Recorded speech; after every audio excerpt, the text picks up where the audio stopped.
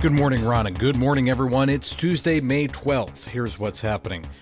President Trump says the ceasefire with Iran is not in good shape. He made those comments to reporters in the Oval Office yesterday and said the ceasefire was on life support. This comes after he rejected Iran's response to a U.S. proposal to end the war over the weekend. He also called that response, quote, a piece of garbage. Tehran, for its part, insists the response was, quote, generous and responsible.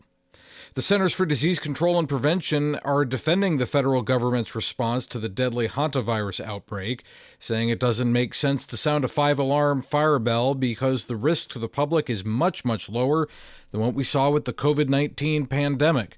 Dr. David Fitter is with the CDC. This is very different than a respiratory virus, and that's what I really would like to get across, and I appreciate that.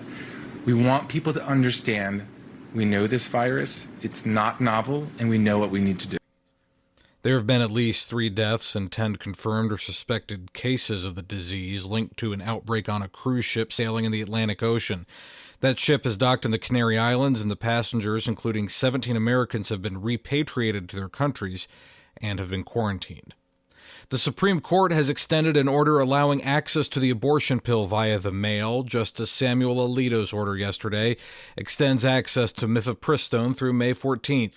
The order comes after last week's order staying a lower court ruling banning the drug's distribution through the mail in order for the Supreme Court to weigh its decision. The man charged with trying to shoot President Trump at the White House Correspondents' Dinner, Cole Allen, has pleaded not guilty, and his lawyers had a new legal request. The other key moment in today's court arraignment was this discussion about the defense motion to dismiss the prosecutors in this case.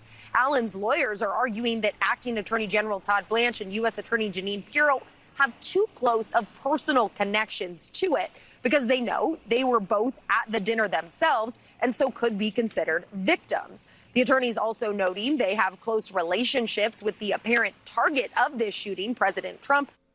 That's News Nation's Hannah Brandt reporting. And speaking to the Vatican Observatory Foundation yesterday, Pope Leo XIV said that the primary threat facing both science and religion is the denial of objective truth. In his address, he said that Pope Leo XIII refounded the Vatican Observatory to combat the notion that science and religion are enemies. He also said, quote, too many in our world refuse to acknowledge what both science and the church clearly teach, that we bear a solemn responsibility to care for our planet and for the well-being of those who inhabit it, especially the most vulnerable, whose lives are threatened by the irresponsible exploitation of both people and the natural world. That's the news this morning. I'm Matthew Handley.